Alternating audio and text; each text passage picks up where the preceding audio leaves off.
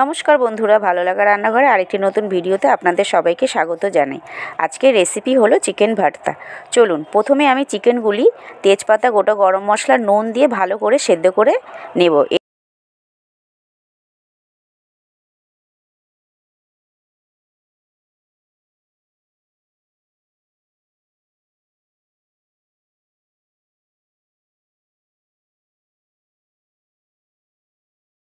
এরপরে একটু ঠান্ডা হয়ে গেলে আমি চিকেনগুলোকে এইভাবে ছাড়িয়ে রেখে দেবো। এবার আমি গ্যাসে কড়াই বসিয়ে দিয়ে তাতে আমি তেল দিয়ে দেবো সামান্য। তেলটা যখন একটু গরম হয়ে যাবে তখন আমি পেঁয়াজ কুচি, আদা, রসুন, টমেটো, কাঁচা লঙ্কা, কাজু বাদাম, চালমোগরা দিয়ে একটু ভালোভাবে সব মশলা দিয়ে নেড়ে নেব।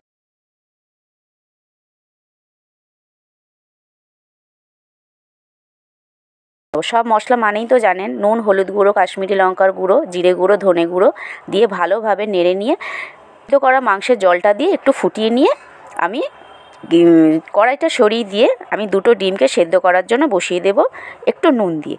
এবারে যখন দুটো ডিম সেদ্ধ হয়ে যাবে তখন আমি একটু ঠান্ডা হয়ে গেলে দুটো ডিমকে ছাড়িয়ে সুন্দরভাবে আমি ছোট ছোট করে কেটে রেখে দেবো। এরপরে সেই মশলাটা আমি একটু পেস্ট করে নেব। আমি যে মশলাটা বানিয়েছিলাম সেই মশলাটা আমি পেস্ট করে নিয়ে রেখে দেবো। তারপরে কড়াইতে তেল দিয়ে সাথে নুন, হলুদ গুঁড়ো, কাশ্মীরি লঙ্কার গুঁড়ো, জিরে গুঁড়ো দিয়ে ভালোভাবে ওই পেস্ট করা মশলাটা দিয়ে ভালোভাবে নেড়ে নেব। নাড়তে নাড়তে আমি সেদ্ধ করে ছাড়িয়ে রাখা মাংসগুলো দিয়ে ভালোভাবে নেড়ে নিয়ে আমি অল্প করে জল দিয়ে চাপা দিয়ে দেব। হয়ে গেলে একটু যখন ফুটে যাবে তখন আমি ওপর দিয়ে ছোট ছোট করে কেটে রাখা ডিমগুলো দিয়ে সাথে কসুরি মেথি, সামান্য টক দই দিয়ে আমি চাপা দিয়ে 10 মিনিটের জন্য রেখে দেব। হয়ে গেল চিকেন ভর্তা। এই চিকেন ভর্তা তন্দুরি রুটি, রুমালি রুটির সাথে দারুণ জমে যাবে।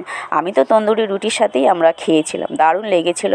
বন্ধুরা, বললাম এইভাবেই একবার বানিয়ে খেয়ে দেখুন, অবশ্যই ভালো লাগবে, কথা দিচ্ছি। ভালো লাগলে লাইক, শেয়ার, সাবস্ক্রাইব করে আমার পাশে থাকবেন আর পাশের বেল আইকনটি প্রেস করে দেবেন নতুন ভিডিও পাওয়ার জন্য।